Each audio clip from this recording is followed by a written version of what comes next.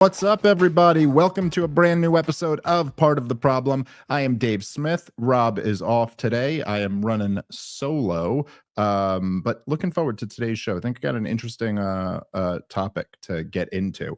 Before we get the show started, I should remind you good folks that I will be back out on the road again soon enough. My lower back is dreading it, but I will be in San Diego back at the American Comedy Company May 1st through 3rd. This is one of my favorite clubs in the freaking country, so really looking forward to the shows out there. Not so much the plane ride, but the shows I'm very much looking forward to. And then after that, I will be for the first time ever at the Skyline Comedy Club in Appleton, Wisconsin. It was my first time I'm ever going to Appleton, so really looking forward to that. comicdavesmith.com is the website. If you want to go grab tickets, please head over there. And then next up after that is the big one, is Comedy Works in Denver. Really looking forward to that one as well. It's got a bunch of dates for the rest of the year. Robbie the Fire Bernstein will be with me on all of those shows. So if you want to come see the two of us, please do. It's really a lot of fun, and I love I really love going on the road with Rob and meeting a lot of you guys who listen to the show. Okay, so I wanted to on today's episode, and maybe if we have time, I'll get into a couple other things. But I wanted to talk about this. So Jordan Peterson did the Joe Rogan Experience yesterday, and it came out yesterday. Maybe they did it 2 days ago, but there was a point that or like a little mini rant that he went on that kind of was hitting on a lot of the topics that we've been talking about. Of course, like it hit on specifically hit on the debate I had with Douglas Murray.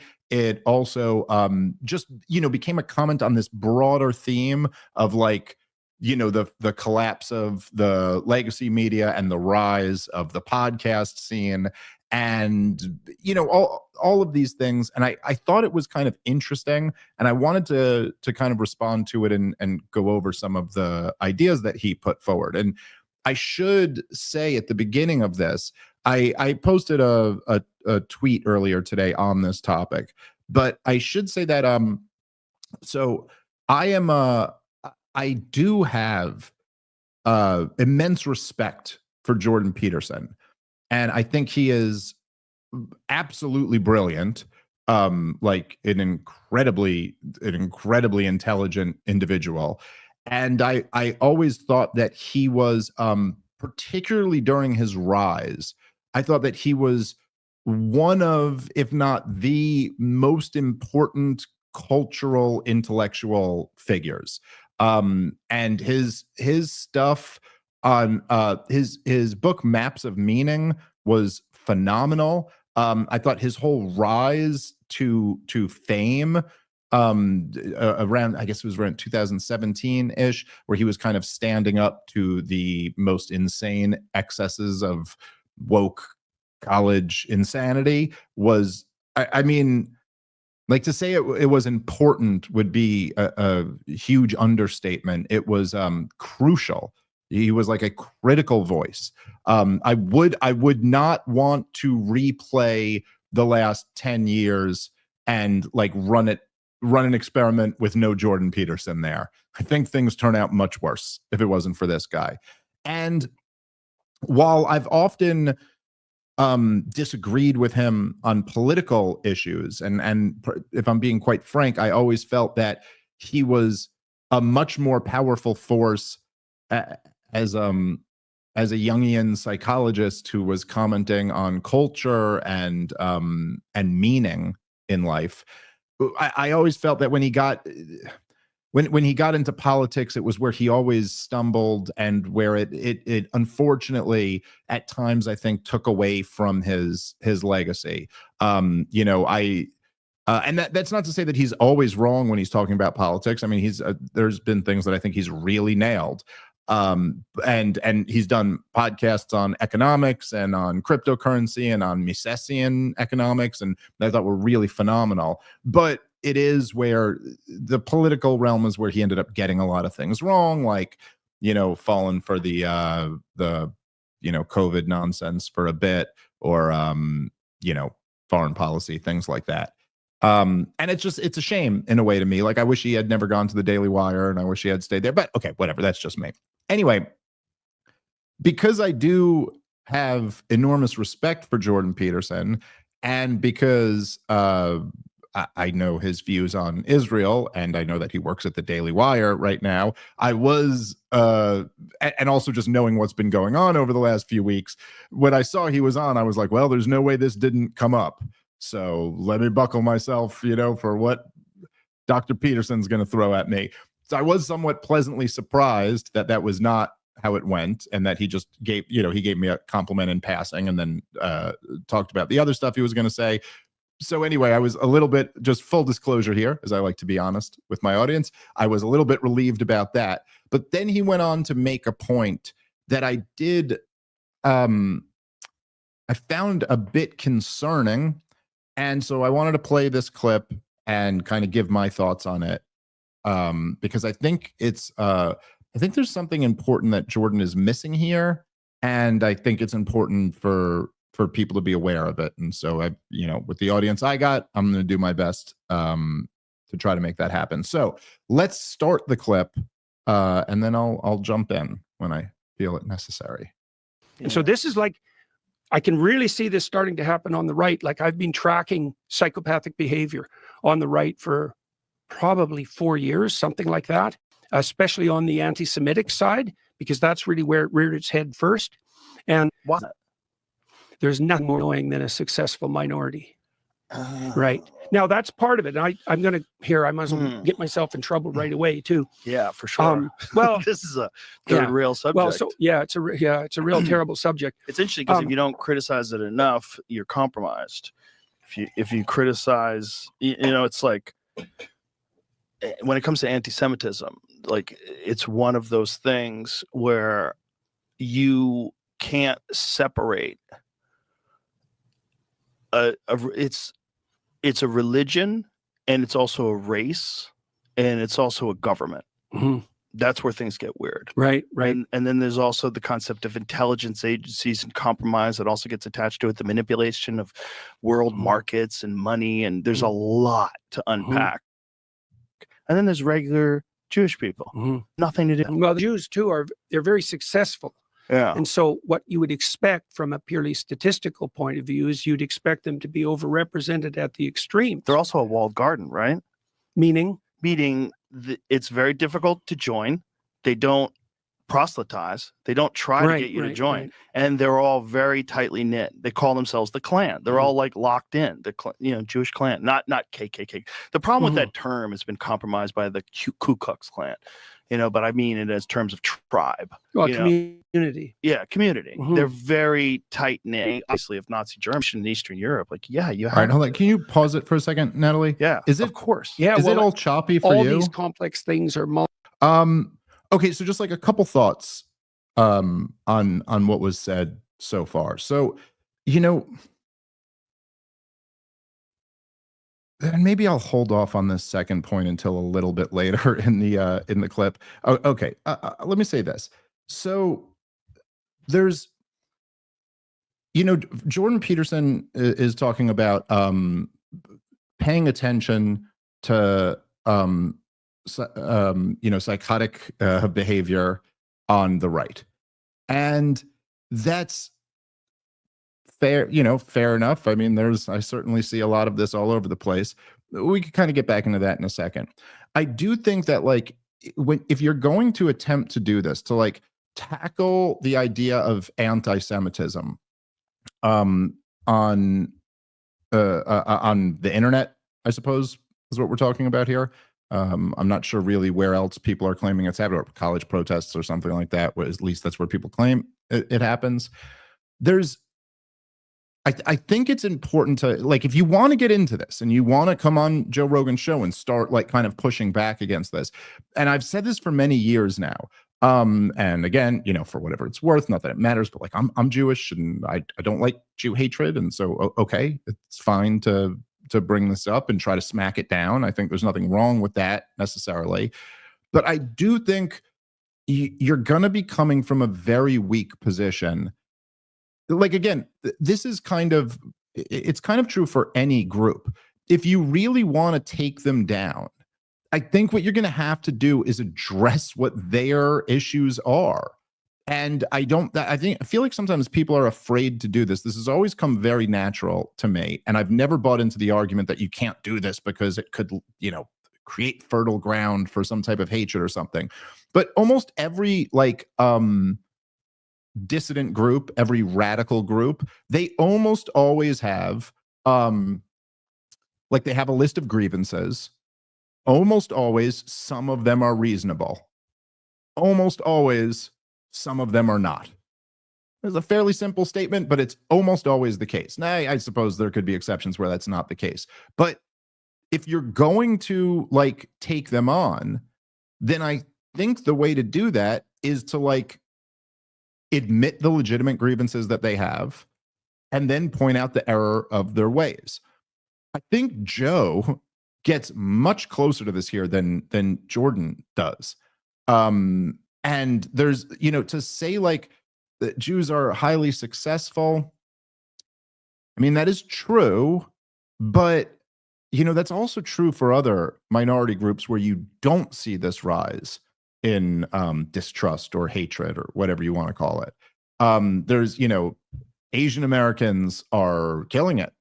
And there's lots of subgroups within Asian Americans who are just doing really great, far better than the native population, far better than American white people. And in fact, this was always one of the go-to talking points against people who were arguing with woke leftists back years ago when that used to happen, before they were totally discredited. But they would say, hey, we live in a white supremacist society. And then some right winger or some conservative would say, well, if we live in a white supremacist society, why, what's the evidence of that? And they'd say, well, white people make more money. They have higher net worths. They have higher, higher education, all these things. And they'd say, okay, but Indians beat white people.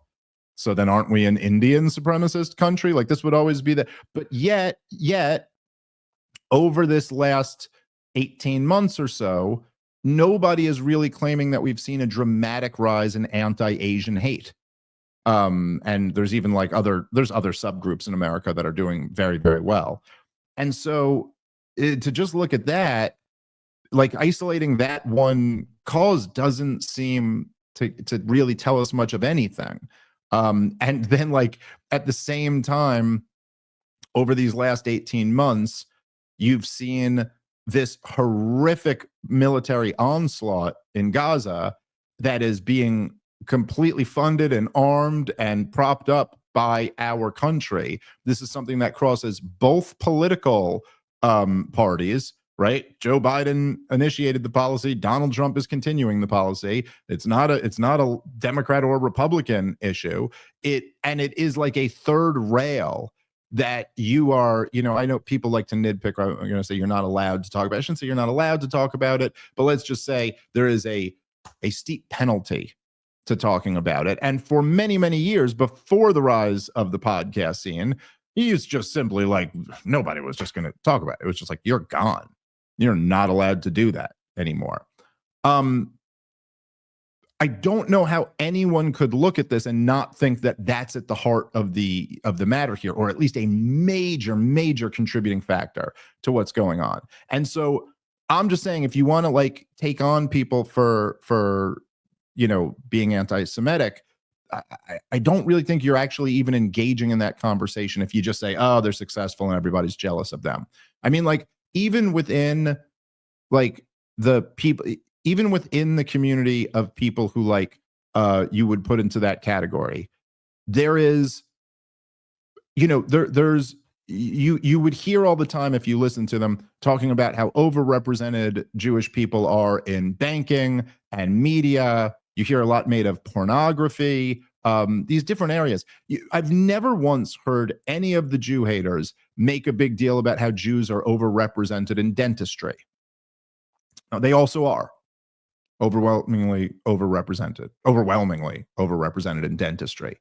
And you make pretty good living being a good dentist, you're probably going to make, I'd guess, like 5 times the, median household income. Okay. So why don't we hear a lot of complaints about that? Because it's, dentistry is not hurting our society. They're just kind of fixing people's cracked tooths, and then they're happy that they got their tooth fixed. And so they go like, I'm just making the point that like, there is some other element to this here now. And if you're going to be, disproportionately involved in banking, disproportionately involved in media, disproportionately involved in war making, you can see where that's going to lead to more of a hatred of your group. Now, I still think that's hatred is irrational, and for the exact reasons that Joe laid out. It's like, well, what are we talking about when we talk about Jews? Are you talking about a religion or a people or a government or, figures that are very powerful within our government? And then, as Joe correctly says, and then there's just regular people. There's just regular people who have nothing to do with any of that. Now, of course, on some level, like, this is the logical conclusion of this is just like that individualism should win out the day. People are innocent or guilty as individuals based on their actions, not based on their collective group. However, when you're talking about these things, you do tend to understand that, unfortunately, that's not the way that most human beings interact with the world. Now, it's by our very nature that we're pattern recognizing creatures, and that can be good, and that also can be bad. And it's very dangerous. And I think that a lot of the people who fall into this camp do have a tendency to start with their conclusion. And that's the problem with pattern recognition. You can't just, it's like feminists could sit there and say like, we live in a, patriarchal, sexist society that oppresses women. And then they go, well, look, as evidence of this, 90% of the Fortune 500 CEOs are men. And it's like, okay, but you're starting with your conclusion and then working backward, because that doesn't really prove anything about how our society is male dominated. It certainly doesn't. It's the Fortune 500 CEOs is not a comment on what life is like for men. It's a comment on what life is like for 500 men. The top 500 men, like, this is your average guy, has absolutely nothing to do with that. And so I think there's a similar thing there. There's a similar argument that you can make with Jewish people. And there's like, whatever you think about the government of Israel or the Israel lobby's influence on the American government, whatever you think about what's happening to the people in Gaza, like, that really does have nothing to do with Barry the accountant who lives down the street. And like, it's insane to hold him responsible in some way for that. Okay, like, I do think that is the correct answer.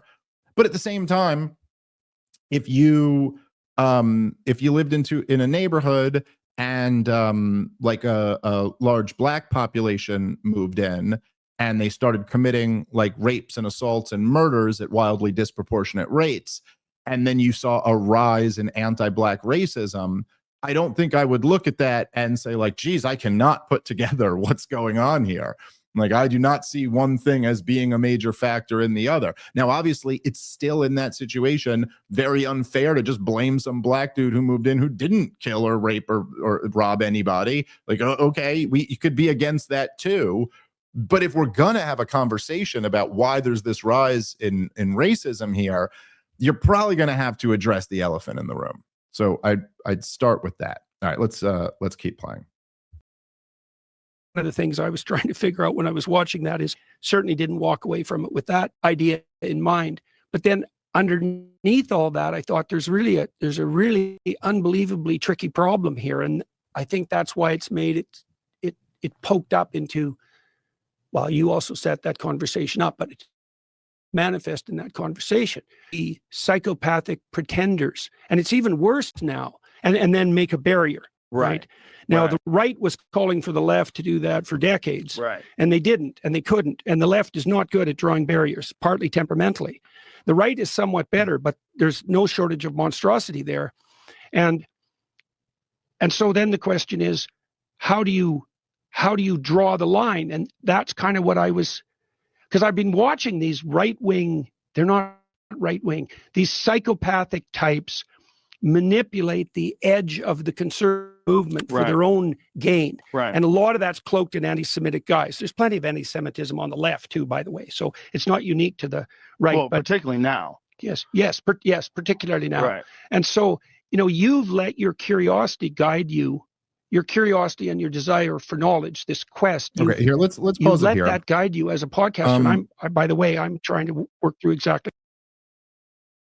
All right. So, all right, let me give my thoughts on this. So first of all, I do, as I kind of alluded to at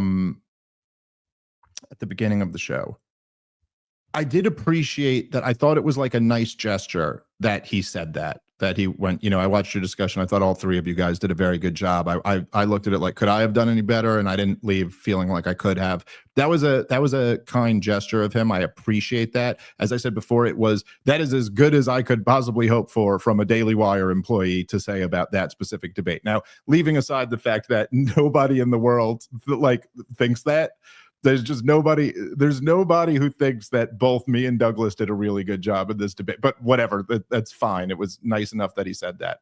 But I thought that this next kind of section that he goes to of saying you guys were navigating very difficult water, and that, there's this problem of keeping the psychopaths out. And then it's almost seems the way he's putting it that's like synonymous with anti-Semitism, prejudice against Jews and being a psychopath are the same thing or something like that. I'm not saying he exactly makes that claim, but it's like that's the group he's concerned when it comes to psychopaths. And here, this is my issue that I've always had with this way of looking at things.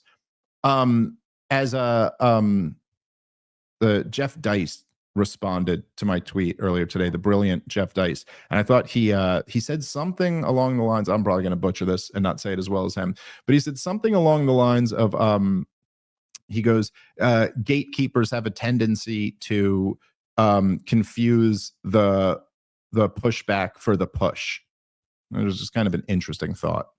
Now, the way I look at this, and by the way, this is, as I've said many times before, and I will not stop saying, this is the reason why I hate the term whataboutism. Again, not that there's not ever a scenario where you're just interjecting something that's irrelevant and changing the subject and you want to stay on subject, but so often, the overwhelming majority of the time that I ever see the term whataboutism used, it is essentially to attempt to not allow someone to put something into context. And so, if you're giving a report to the cops and you go, oh yes, I saw this guy punch that guy in the face, and then someone points out yeah, but that guy punched him in the face first. And you go, what about ism? It's like, no, that's not what about is. That's we're talking about exactly what's going on in this conflict. And you kind of can't just look at one side of it. I have no problem ever with anybody having a standard. I mean, I may not exactly agree with everybody's standard, but I certainly have no problem with having a standard. All I'm saying is that you have to apply that standard across the board equally, or do your best to do that. And so what I've seen, and I've seen a lot of this over the last 18 months or so, is that people who are very supportive of what Israel is doing, of Israel's destruction of Gaza, people who support that and who support Israel's government are very quick to point out the kind of dehumanizing bigotry aimed at Jewish people. And again, I'm not saying that there's no, I don't like that. That's about me and my group. I'm not a fan of that, obviously. But I can also recognize that it's well, wait, hold on. What I'm seeing here is a massive attempt on both sides to dehumanize the other side. Okay, so that's the first starting point. It's I saw it today on my Twitter feed, and it's just so funny to me. I just happen to see them, and my Twitter's been blowing up so much, it's just not even fun anymore. You can't follow anything. is I finally am starting to understand what it's like for these people who have like really big followings. It's not fun. Twitter, I've said this before, it was the most fun around 50,000 followers. That's when it's at its best. But so I saw it today. I just happened to see it. It's like I saw one and then I hit refresh and then it scrolls up and then I saw another one. And they were like the exact same tweet.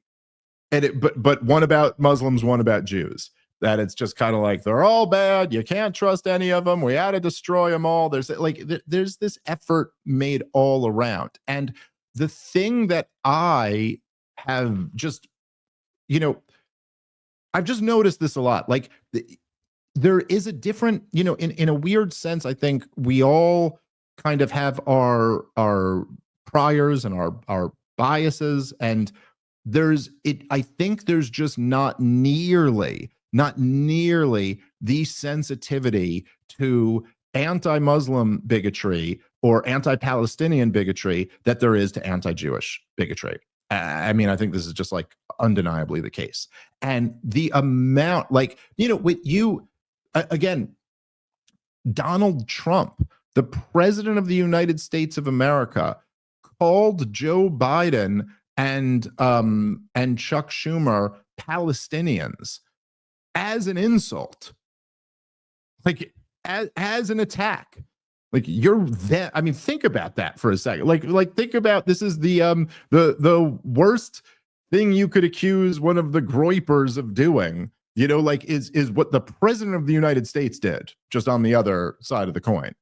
It'd be the equivalent of getting up there and being like, this guy's a Jew, like, to someone who's not Jewish, but meaning it as an insult. Don't even listen to anything else this guy says. Like, you'd be quite surprised to see that. And even when I just say it like that, you just think about how beyond the realm of even comprehension, like beyond it, like if I say that, I go, what would it have been like if in a presidential debate, one of the candidates just looked over at the other one and said, this guy's basically a Jew? You can't even conceive of that being the case. And yet we literally just saw it happen when it was Palestinian, and really wasn't even a big story. Wasn't even like a thing. I made hay out of it. I don't know how many other people did. I think Crystal and Sager over at Breaking Points did, but not too many more. It wasn't like a major news story or nothing. I mean, I see this type of language all over the place. And I think that Darryl Cooper, in his prologue to the World War II series, got it right. He got it right when he was just like, this is like a spirit that animates people. And it's a very evil spirit. It's the spirit that leads to the worst atrocities in human history, where you can like find a way to tell yourself that this entire group of people is just dehumanized. And then once you do that, well, what really are crimes against them? There's not just one side to this. And it's so, like, because you think about it like this, like you're talking about gatekeeping and finding a way to how do we know who Joe Rogan is supposed to have on and who he's not supposed to have on, and there's psychopaths out there and you don't want to have any of them on. If we're having a conversation about psychopaths, and Jordan Peterson, who I think it's like, I got to say, I'm a little, for somebody who's like a clinical psychologist, it's kind of throwing this diagnosis out there rather loosely. And I understand that's not technically a diagnosis, but you get my point. I think that it's like, well, let's be really specific. If we're going to do this, let's be really specific, and let's not only focus on one side of this issue. Let's look at like the entirety of it. And if we're talking about there being psychopaths who need to be gatekept, explain to me how the people who are advocating that we drop bombs on babies are not like the first candidate for that job. They're not like the first ones we'd look at and be like, how about the people who have advocated for 5 disastrous wars in a row that they all said would go great and all turned into catastrophes, and are now advocating for the next one with no sense of humility about the 5 disasters they just advocated for? Does that not rise to the level of being considered? Or is it only when people say mean stuff about Jews on Twitter? You know, like, listen, like I said, my bias is I don't like the mean stuff about Jews, but I'm just like, I can't be a liar. I can't just be inconsistent on this. And then it's actually much worse than that. It's even much, much worse than that. Because it's not just that, like, you have one side who's, you know, like advocating for bombing the crap out of people, and you're not considering them, or you're not bringing up any of the deal. But it is so much more, like, as I said with the Donald Trump example, it is so much more, it's so much uglier, and there's so much more power behind it. You know, like when we're looking for, say, these cluster B psychopathic tendencies, and we're looking at, well, that is one thing to consider for sure, but also, like, they're like, means and power and ability to do the thing are a huge component to it as well.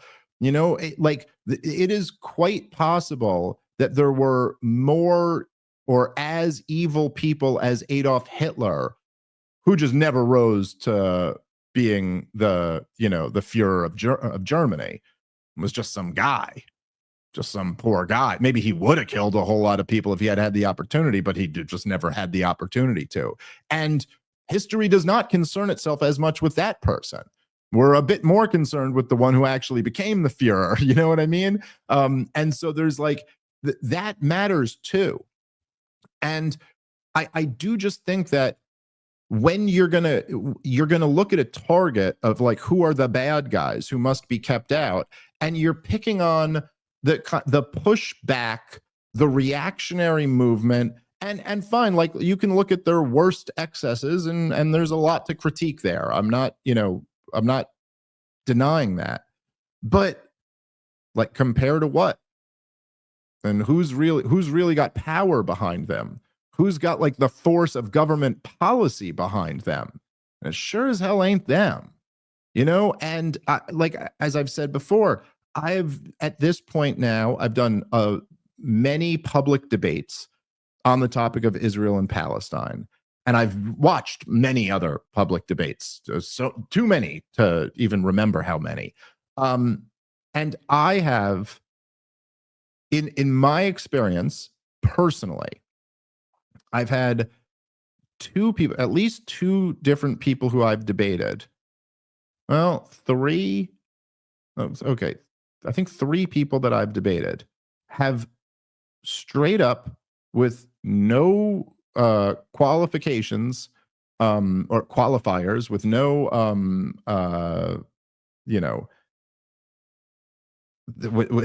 they've just argued to me that these people have no rights. I mean, said that out loud, explicitly.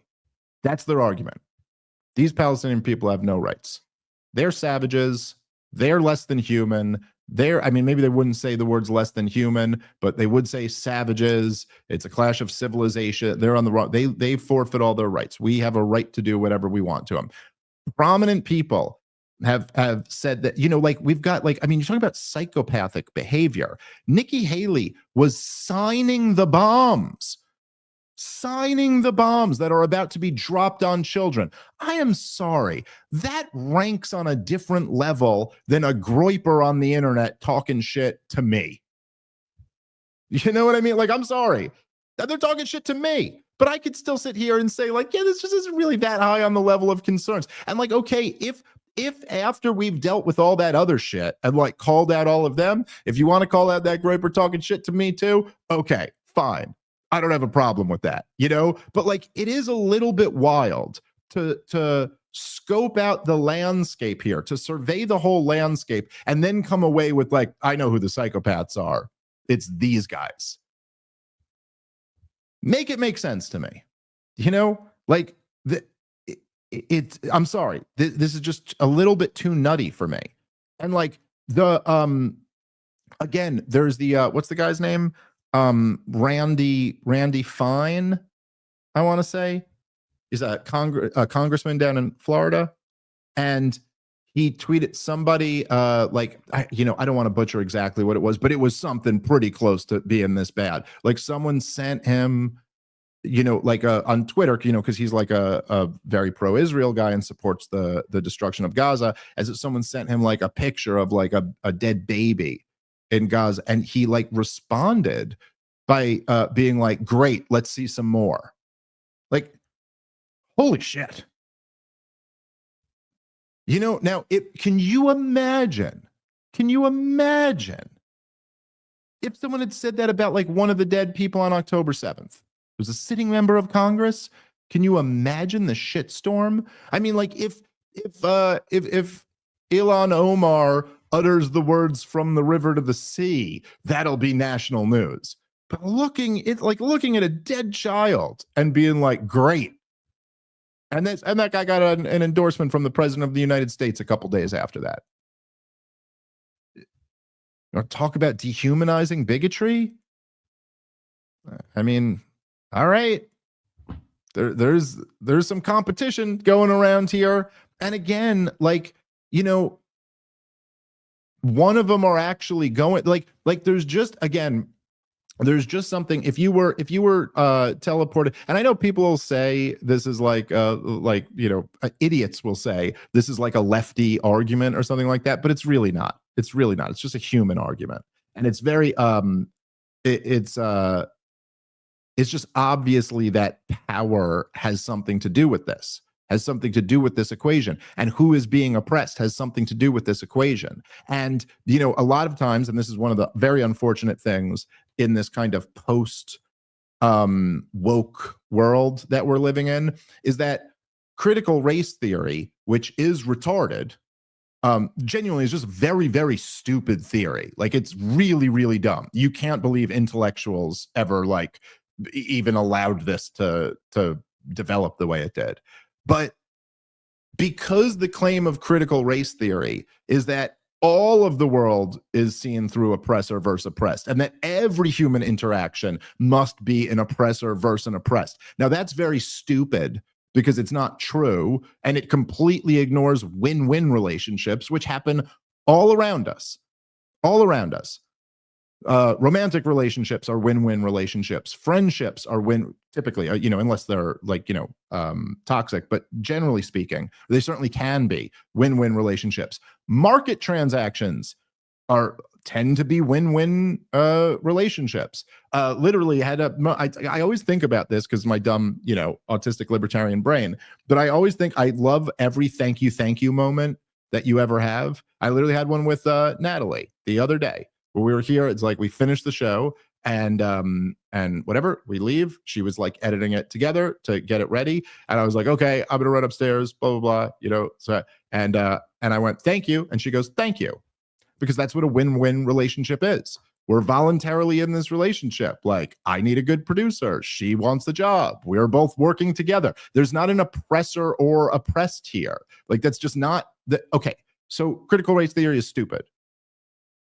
However, it's equally stupid to pretend that nobody's ever oppressed and nobody's ever the oppressor. And so, like, you get this a lot. If you ever say, like, oh, this group is oppressed, now people go, oh, you sound like you're critical race theory. It's like, no, dummy, you don't know what you're talking about. And so, like, if you were to take a time machine and go back to, 1820, and you were sitting around a room with like a slave owner, and him and his buddies, who are all slave owners, were just talking about how stupid black people are and how they're not human and how you could do whatever you want to them and all that. You might have a certain feeling about that and how disgusting that is.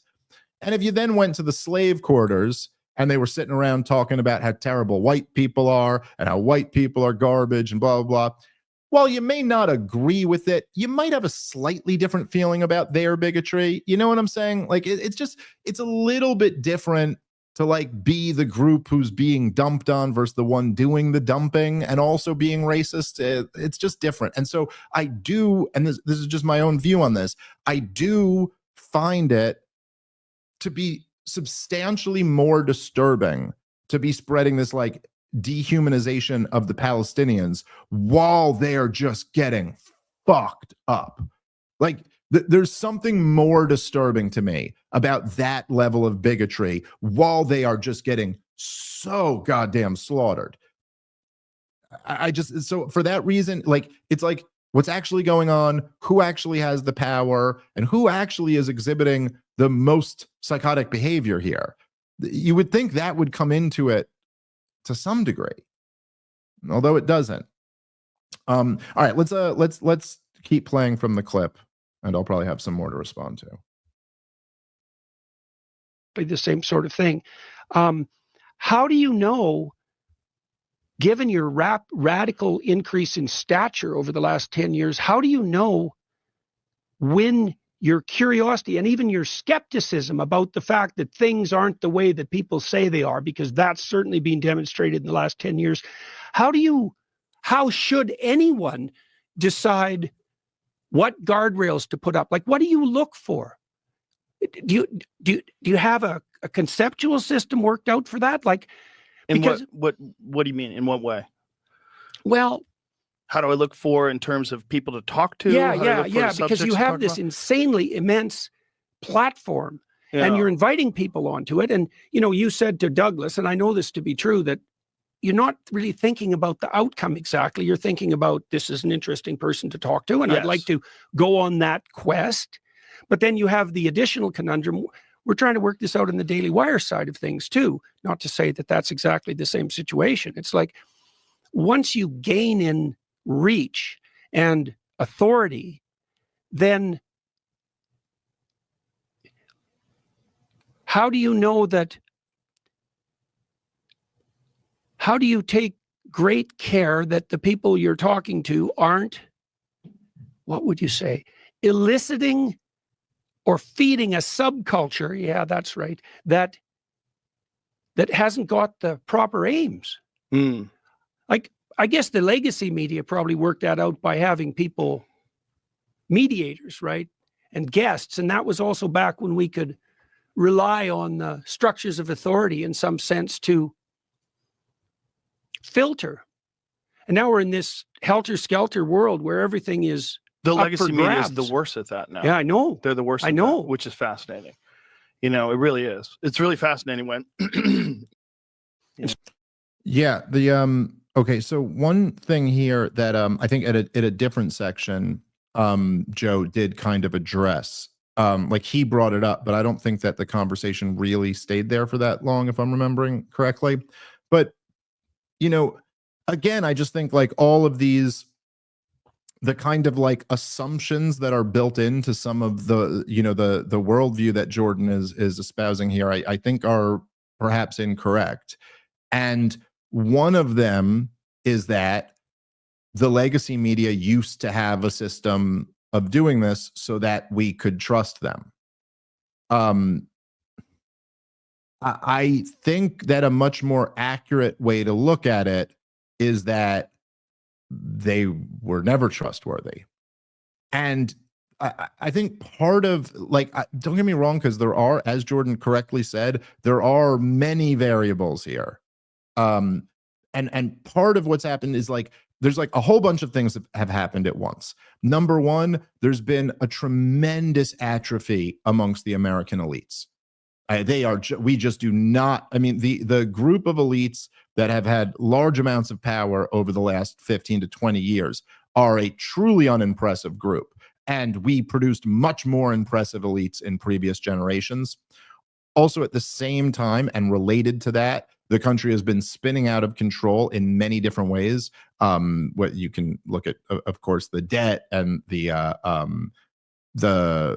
prolonged wars and the insane COVID response and the debasing of the currency. And there's much more. I think there are many more existential problems. Not that there weren't some in the past, but all of this happened with the rise of the technology that allowed for this massive decentralized kind of media movement. And so now people are almost at the point where they go like, all right, well, they've been lying about us about everything for the last decade.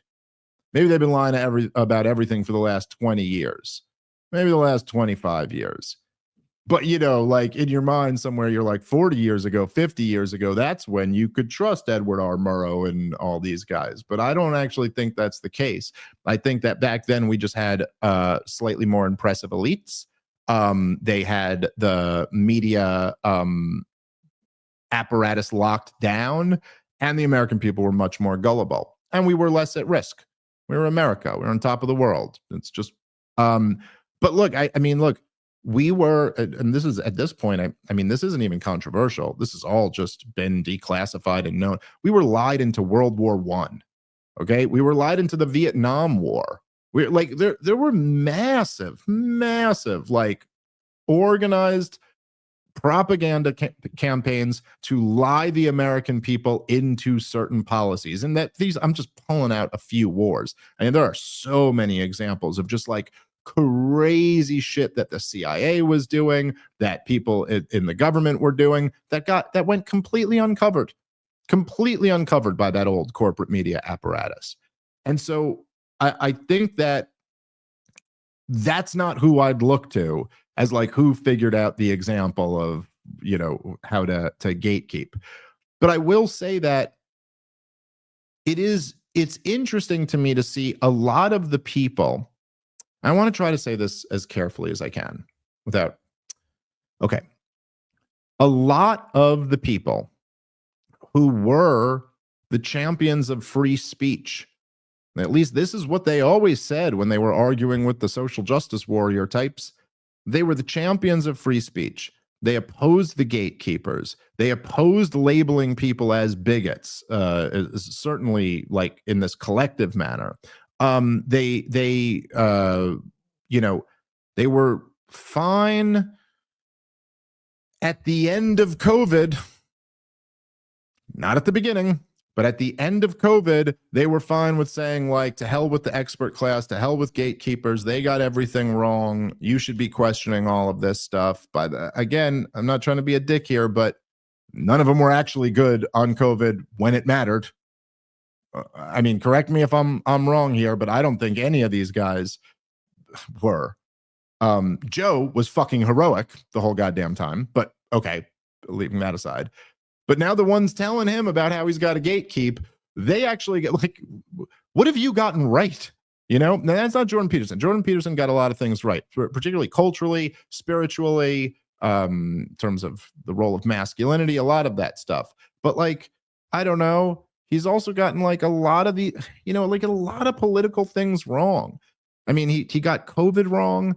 He was saying that Kavanaugh should step down when the accusations first came out, and then they turned out to be complete bullshit. And like, maybe you're not in a position to dictate who should be gate kept out. I certainly wouldn't like put myself in that position of being like, look, here's what you got to do, Joe. I have never, in all of the conversations that me and Joe Rogan have ever had, I have never once even dreamt to have the nerve to be like, well, let's talk about who you're having on the show and who you're not having on the show. It's like, Jesus. It just kind of seems to me like the problem that the Daily Wire is having, as he says over there, it seems like the problem that all these guys are having is that, oh shit, this whole thing we've been advocating for this whole time, this whole free speech and, an end of censorship and an end to whatever, all this stuff, oh shit, it's resulted in some very compelling critics of Israel getting big platforms. That seems to me what the beef is. Because really, if we're talking about anti-Semitism or Jew hatred, or as Jordan Peterson specifically mentioned by name, I think not in this clip, but at a different portion, specifically mentioned the Groypers by name. Okay, well, Joe's never had any of them on. What are we actually talking about here? Joe's never had Nick Fuentes on. He's never had a Groyper on his show. He's had these other guys on. But you're kind of using them as an example to kind of have this struggle session with Joe about what standards he has for having a guest on. And this just, to me, seems like a very similar tactic to all of the stuff that Jordan Peterson so heroically stood against. And I'm not quite sure why we're even having this conversation right now. I mean, like, I think Joe's standard is working just fine. Granted, I'm a little biased in this department, but I think his standard is working just fine. He has people on who he thinks interesting and compelling, and has interesting conversations with them. And by the way, he's had a lot of people who support Israel on the show. He's had a lot of people who support the effort in Ukraine on the show. He's also had some people who are very critical of both on the show. I don't know. And I also don't think the ratio has to be 1-to-1 or anywhere near close to that. I think he had a lot more pro-Trump people than pro-Kamala people on the show, but who the fuck cares? Oh, and also none of these people care about that. None of them care about that because they agreed with the message. So it just seems, again, if we're going to say this, just make the standard objective and then hold it across the board. I don't think that's too much to ask for. Now, the other point that I'll make, and just to be very clear, I'm not accusing Jordan Peterson of doing this. I don't think he's doing this exactly. It does seem like some of the other ones are flirting with this.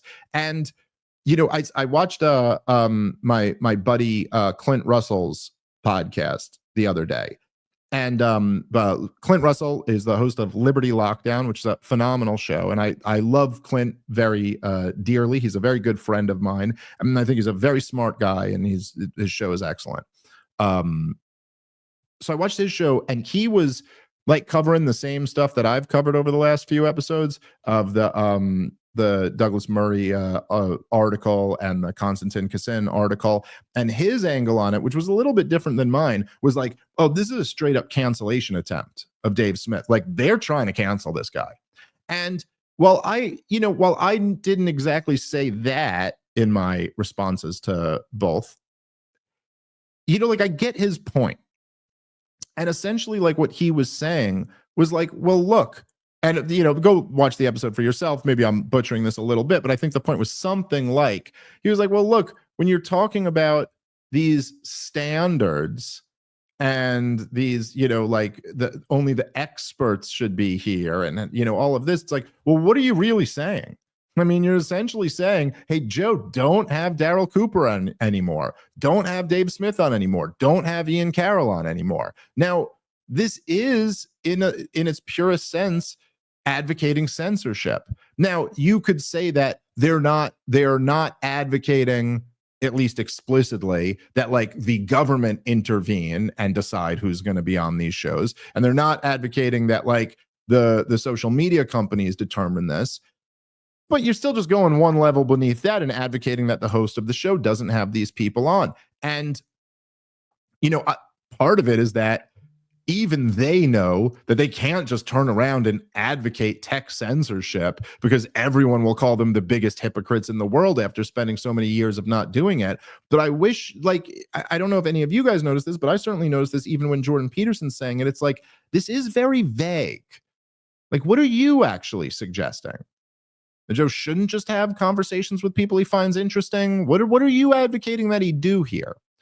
And then the final thing I'll say about this is that, I think that Jordan, the fact that he calls out the Groypers by name and picks them, when, as I've demonstrated throughout this, again, I'm not exactly saying here, I'm not saying that there's nothing to criticize about the Groypers. And I've got a strange relationship with some of them. It's a little bit of a strange situation because some of them have very much appreciated some of the views that I've taken. I think some of them have appreciated some of the ideas that I've been helping to kind of mainstream a little bit. But then again, I'm a Jew, so a bunch of them hate my fucking guts. And their leader, Nick Fuentes, is at this point, I would say I can count on him to trash me anytime I start making waves in any way, which I think is shitty. And so whatever. My dog in the fight isn't like that I'm trying to defend him and these people. I'm just, really what it comes down to is that I just believe what's right is right, and what's the truth is the truth, and what's fair is fair. And also, like, I'm not, as some other very prominent people seem to be, I'm not what we used to call back in my time back in the 80s and 90s. I'm not a little bitch. And by the way, that is like, just not being a little bitch is like, that divides all the people you know into like two even categories that, and then one can kind of be dismissed. But I just like the fact that Nick Fuentes says some mean shit about me is just not as important as the fucking destruction of our country, the destruction of Gaza, the fucking 7 wars that we've fought in the last 20 years. It's just not, it's not on the level of any of this. So like, who really fucking cares? By the way, I know this triggers the fuck out of some of my Jewish friends, but like, that's how I feel about all this fucking anti-Semitism on Twitter. It's like, yeah, it's comments on Twitter. Who fucking cares? It's just not that important. You could try your best to spin it. By the way, you just sound like a woke leftist when you do. Yeah, but the history, the legacy of slavery, or something. Yeah, what are we actually talking about? What are we actually talking about in the present right now? But I will say that, like, if you're gonna go out there and call them out, if that's your move, then I do think if you want to be effective with that, then maybe you're actually going to have to take on some of their arguments. And I don't agree with a lot of their arguments, but they've got some. They've got some. And I think if you're going to call them out like that, maybe you should address them. Maybe that's the way to do this. I also think there's something, particularly for me, as somebody who's followed Jordan Peterson's work, and again, really admired so much of it. You know, it would occur to me that while, and again, I don't wish to straw man Jordan Peterson on this issue, but while he is kind of sloppily, a little bit, you know, just throwing out these labels of like, you know, cluster B, psychopaths, narcissists, all these things, I would argue that it is very, very difficult to make any of these diagnoses on a group of people on the internet that you do not know, you have not met. I mean, like in a professional capacity, Jordan Peterson would never diagnose any individual in this group until he had several sessions with them individually. But it does just occur to me that perhaps a lot of those people are the exact disenfranchised young men who Jordan Peterson was supposed to be the champion of. And for so many years put his neck out there and said, no, society is like leaving these people behind. And they're people too. And, you know, this was one area that, like, you know, it's gotten me in, you know, a bit of trouble. I mean, I don't know, you know, like back to like when Clint was saying that there's like a cancellation attempt against me. I'm kind of in a position, at least right now. There was a time when I was more worried about that. Maybe I'm being naive. I'm not too worried about it right now. I don't think it's like, yeah, we're in this new world and like Joe Rogan and Tucker Carlson love me. So I don't really think I'm getting canceled anytime soon. Maybe I'm wrong, but like, I'm not really that concerned about that. But so I don't want to like, I'm just saying, like, I've gotten a lot of flack, let's say, over the years for having this attitude. And I think this was one of the things that Jordan Peterson, that was so great about him, because of course he's a lot smarter than me. And so he could put this in a much more eloquent and profound way than I'll be able to. But part of my attitude in dealing with all types of different people, I mean, I've done this with all types of different groups, leftists, socialists, all types of different groups. But the one that's caught me flack has been with like the alt-right, the groypers, the kind of the people who some might call anti-Semites or racists or whatever term. I try not to use these terms because I want to use like a term that they'd agree with, but maybe that just, you know, as a placeholder. One of the attitudes that I've always had is that these guys are people too. You know, I don't have to agree with them on everything. I could even think there's some really ugly implications to some of the things they believe. By the way, I feel that about socialists too. And in fact, I think a lot of people would die if the socialists were to get some of the policies that they want. But I could still speak to socialists and recognize that's a human being. We have a difference of agreement here. Let's discuss it. Let's see what of your grievances, what I think is a reasonable one and what I think is an unreasonable one, what I think is misguided. And I just think of all people, for Jordan Peterson to kind of like, at least, I'm not saying exactly he did this, but at least he gave the appearance of kind of casting this aspersion across this wide group of people who I think are, you know, like many of them are the people who grew up under the regime that you made your career fighting and ultimately defeating. I don't think the correct move here is to now take on the tone of saying they're the deplorables, they must be kept out, they must be kept out of here on a show that's never had any of them on to begin with. It's like you're just taking shots at them while they're completely powerless.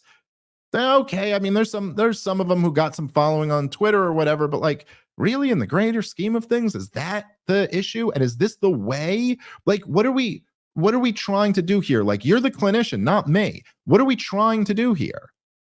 Are you trying to like bridge a gap here? Are you trying to like see if some of these people are redeemable? Are you trying to like give them something to think about that they haven't before? Or are you just trying to tell society to shun them?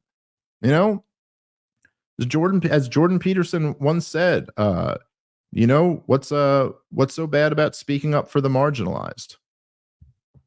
All right, I'm gonna wrap on that. And I'm sure that last part will earn me a fair bit of grief too. Okay, thank you guys very much for listening. We'll be back. Members only episode tomorrow. The members only. That means you got to join. You got to go to partoftheproblem.com and sign up, and then you get the members only episode every Thursday. And for the rest of you, we'll see you back here on Monday. Thank you very much. Have a good one.